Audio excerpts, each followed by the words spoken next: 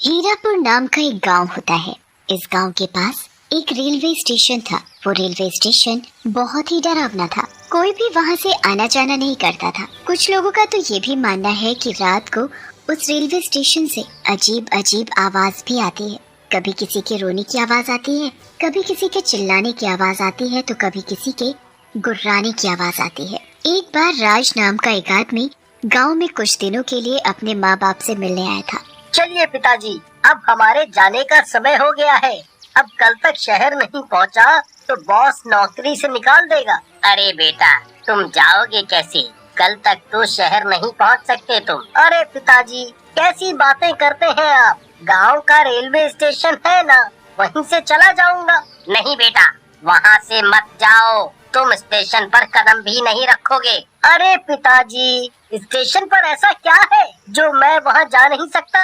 बस मैंने कह दिया तो कह दिया, तुम वहां से नहीं जाओगे, समझे तुम? पिताजी, आप मुझे बताइए तो सही, आखिर वहां ऐसा क्या है? नहीं तो मैं खुद जाके देख लूंगा। बेटा, वो रेलवे स्टेशन भूतिया है। बोला जाता है कि वहाँ भूत चुड़ैल वगैरह घूमते रहते हैं। बस पिताजी, कैसी बातें कर रहे हैं आप? इस जमाने में रहकर भी आप ये भूत चुड़ैल पर विश्वास करते हैं? अरे पिताजी, वो रेलवे स्टेशन बिल्कुल सही है। वो लोगों ने अफवाह फैलाकर उसको बदनाम कर रखा है। तो तुम अब मेरी बात को टालोगे। मैंने कह दिया कि तुम उस रेलवे स्टेशन से नहीं जाओगे तो नहीं जाओगे। पिताजी प्लीज, अगर मैं कल तक अपने शहर नहीं पहुंचा ना तो नौकरी हाथ से चली जाएगी। फिर पैसा कौन ये भूत लाएंगे? मैं रेलवे स्टेशन से ही जाऊंगा। देखते हैं कि अब कौन आता है। राज ये सब बोलकर अपना सामान पैक करने चला जाता है और रेलवे स्टेशन से शहर जाने के लिए तैयार हो जाता है। कुछ ही घंटों में वो रेलवे स्टेशन पहुंच जाता है। राज वहां स्टेशन पर खड़ा होकर ट्रेन का इंतजार करता है। 2-3 घंटे गुजर जाते हैं पर अभी तक ट्रेन नहीं आती। अरे यार, अब ये ट्रेन भी पता नहीं कब तक आएगी। कब मैं उसमें बैठूंगा, कब तक मैं शहर पहुंचूंगा, सब गड़बड़ हो जाएगा। बस ये ट्रेन जल्दी आकर मेहरबानी कर दे। तभी राज को किसी के आने की आवाज आती है। राज इधर उधर देखने लगता है कि कौन आ रहा है। फिर वो आवाज बंद हो जाती है और राज उस आवाज को नजरअंदाज कर देता है और अपना फोन चलाने लगता है। तभी वो आवाज फिर शुरू हो जाती है। कौन है? कौन है वहाँ?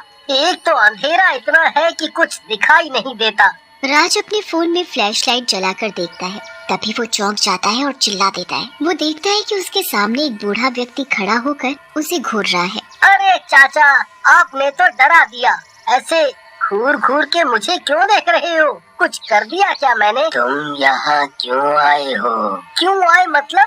अपनी ट्रेन का इंतजार कर रहा हूँ। कल तक शहर जाना है, पर ये ट्रेन है कि आ नहीं रही। 5 घंटा हो गया इंतजार करते करते। यहाँ से चले जाओ, चले जाओ, मरोगे तुम। अपनी जान बचाओ, जाओ यहाँ से, वो भूत तुम्हें मार देंगे। अरे चाचा, जाओ ना, क्यों दिमाग खराब कर रहे हो? घर में पिताजी इस बात को लेकर परेशान कर रहे थे और अब तुम जाओ यहाँ से। फिर वो बूढ़ा आदमी अपने हाथ से सामने की तरफ इशारा करता है। राज उस ओर देखता है कि वहाँ से ट्रेन आ रही होती है। राज पीछे मुड़कर देखता है तो वो बूढ़ा आदमी वहाँ से गायब हो जाता है। राज को वहाँ थोड़ा अजीब सा लगने लगता है। राज ट्रेन में बैठ जाता है और शहर के लिए रवाना हो जाता है। राज देखता है कि वो ट्रेन बिल्कुल खाली होती है। क्या बात है, ट्रेन में मेरे अलावा और कोई है ही नहीं। राज एक सीट पर जाकर आराम से बैठ जाता है। जब ट्रेन एक टनल के अंदर से जा रही होती है तब वो देखता है कि उसके आसपास बहुत सारे डरावने लोग बैठे हुए हैं जो खून से लिपटे हुए हैं। राज उन्हें देखकर बहुत डर जाता है। फिर अगली सुबह न्यूज़पेपर बांटने वाला राज के पिताजी के घर में न्यूज़पेपर फेंक कर चला जाता है। राज के पिताजी जब वो न्यूज़पेपर खोलकर देखते हैं तो वो बहुत चौंक जाते हैं और रोने लगते हैं। हे भगवान, ये क्या हो गया? मैंने उससे बहुत मना किया था, मत जा वहाँ, मत जा, पर उसने मेरी एक नहीं सुनी। अब ये हाल हो गया मेरे बच्चे का। क्या हो गया?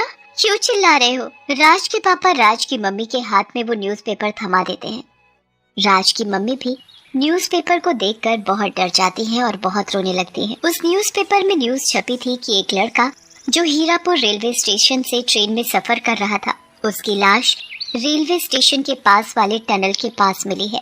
लाश बहुत बुरी हालत में है, सिर धड़ से अलग होने को है, हाथ पर लग रहा है कि किसी जंगली जानवर ने खा रखे हो। ये देखकर राज के मम्मी पापा बहुत रोते हैं और ये हादसा गांव के लोगों के दिलों में हीरापुर रेलवे स्टेशन के लिए और डर बैठा देता है। उस हीरापुर रेलवे स्टेशन पर हमेशा ऐसा ही होता था। वहाँ की ट्रेन से जो कोई भी सफर करता था जिंदा नहीं बचता था। कोई गांव वाला भूलकर भी इस रेलवे स्टेशन के आसपास नहीं भटकता था। कुछ दिनों बाद उस गांव में एक तांत्रिक बाबा आता है। वो तांत्रिक बाबा बहुत शक्तिशाली था।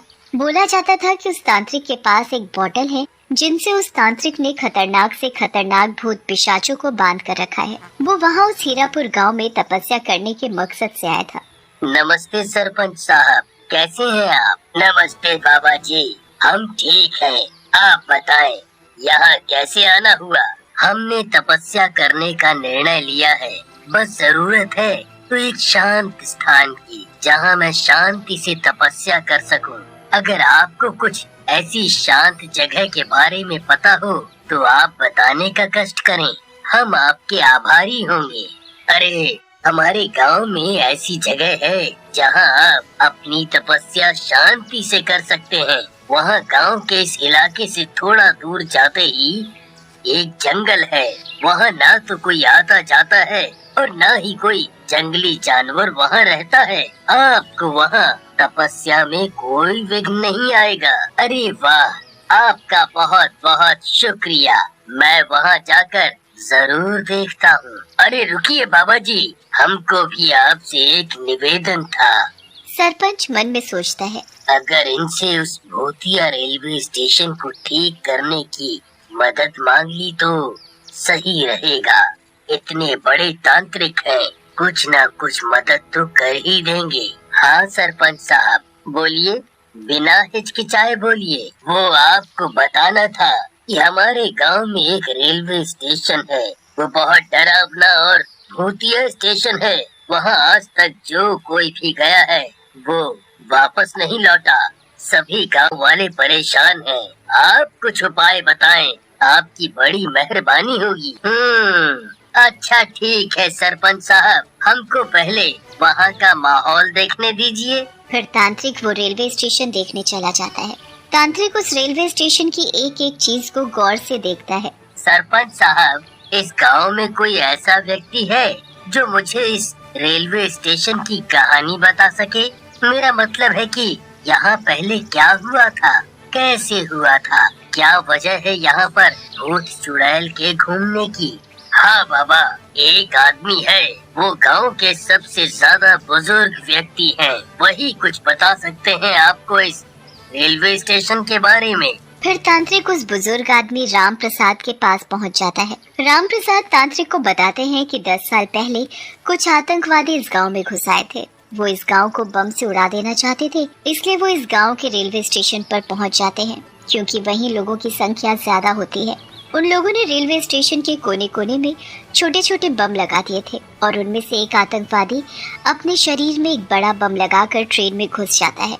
जैसे ही ट्रेन चलना स्टार्ट हो जाती है, वो आतंकवादी बम को फाड़ देते हैं और ट्रेन में बैठा आतंकवादी भी बम को फोड़ देता है, जिसकी वजह से वहाँ मौजूद सारे लोगों की मौत हो जाती है। सारा का सारा रेलवे स्टेशन जल जाता है और तहस नहस हो जाता है।